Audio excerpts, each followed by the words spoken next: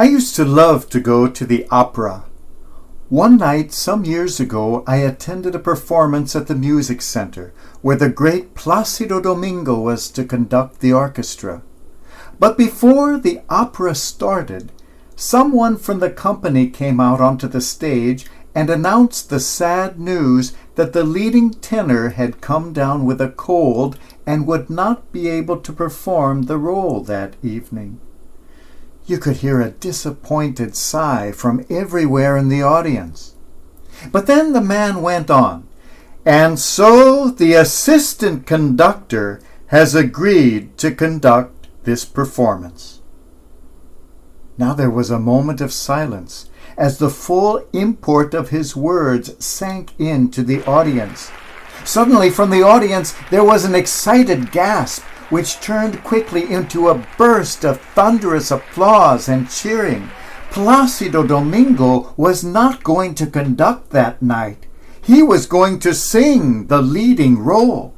We were not going to hear just any singer out there. We were going to hear one of the greatest.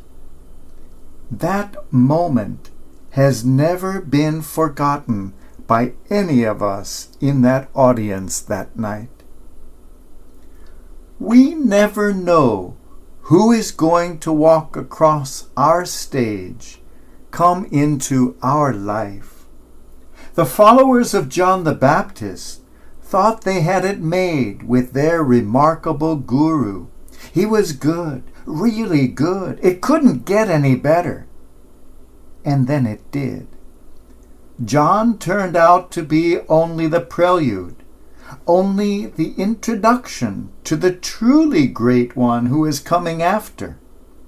Yet some of John's followers were reluctant to move on. They had found their place of comfort with this man and thought they had need of nothing else. They were like people clinging to a signpost rather than going where that signpost was pointing.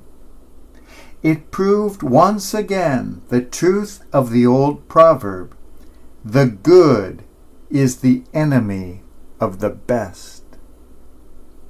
We may never experience the really great if we are complacent and satisfied with what is merely good. Even when we can't imagine anything better, God can. And God always surprises us.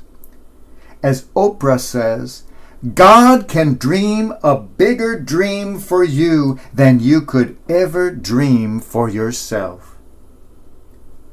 Surrender to that dream and let it lead you on. If we cease to dream, cease to hope, if we are content and satisfied with what is and never allow God to move us to what might be, then we can exist and perhaps exist comfortably, but we will never truly live. We will crawl, maybe even walk a little, but we will never fly. The message of the Baptist is clear. Something mightier is coming, something infinitely greater. What we have so far experienced is water. Nothing wrong with that. What we could experience, what we are called to experience, is spirit. The one allows us to float. The other allows us to soar.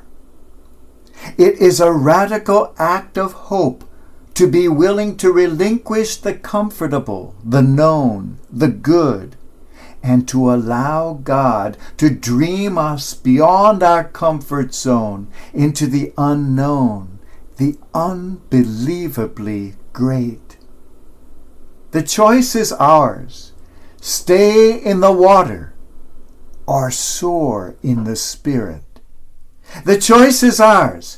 Cling to the signpost or go to where the sign is pointing.